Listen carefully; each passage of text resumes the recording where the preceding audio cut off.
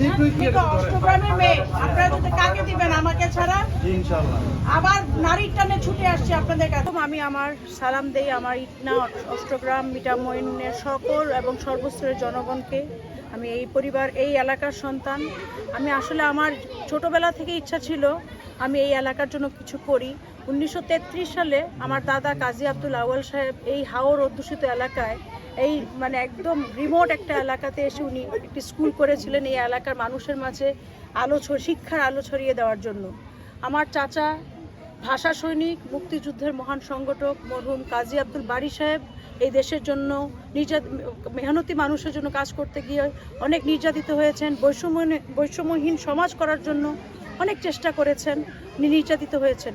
ওনাদেরই পথ ধরে আমার বাবা অষ্টগ্রাম রোটারি কলেজের প্রতিষ্ঠাতা প্রিন্সিপাল। সারা জীবন আমরা হয়তোবা কাজের উদ্দেশ্যে, আমাদের লেখাপড়ার উদ্দেশ্যে আমরা ঢাকায় থেকেছি, কিন্তু আমাদের মন পড়ে থাকে অষ্টগ্রামেই, ইটনাতে, পিটামনে।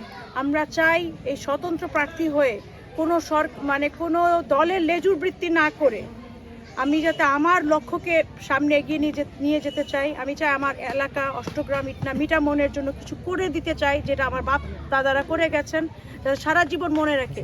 আমি এমপি হতে হবে বা জনপ্রতিনিধি হতে হবে এমন কোনো কথা নেই, কিন্তু আমি আপনাদের পাশে সব সময় থাকতে চাই। আমি চাই আমার এই অষ্টগ্রাম ইটনা মিঠামন এলাকার লোকজন মানে একটা সুন্দর শান্তিপূর্ণ সমাজে বাস করুক।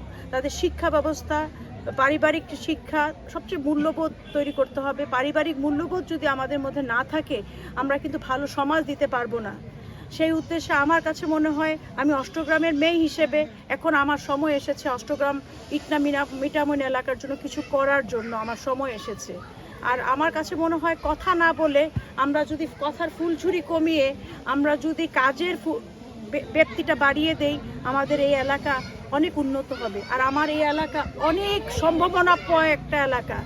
এই এলাকার মানুষ অনেক সহজ সরল একটা মানুষ, যাদেরকে পাশে নিয়ে আমি কাজগুলো করতে চাই।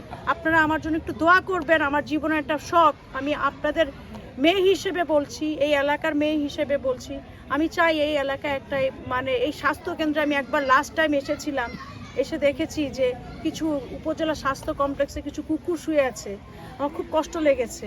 আমার কাছে মনে হয়েছে যে আমাদের এই অষ্টগ্রামের জন্য একটি হসপিটাল করা দরকার। আপনারা দোয়া করবেন। আমি এমপি পদপ্রার্থী হয়ে এসেছি, কিন্তু আমি এমপি হতে হবে এমন কোনো কথা নেই আমার, কিন্তু আমি চেষ্টা করব নিজ উদ্যোগে হোক, সবার সহযোগিতায় হোক, আমি একটি এখানে হসপিটাল করার, 50 শয্যা বিশিষ্ট একটি হসপিটাল আর একটি 5টি আইসিইউ বিশিষ্ট, যাতে আমাদের এই হাওর এলাকার অধ্যুষিত মানুষ, আমাদের এই বাপ চাচা ছোট ভাই বোন মারা যাতে কষ্ট করে হাওরটা পার হয়ে সে বাজিতপুর ভাগলপুরে যেতে না, এখান থেকে যাতে আমরা স্বাস্থ্য কেন্দ্রের সূচনা করতে পারি, যেটা করেছে শিক্ষার সূচনা। যেহেতু আমার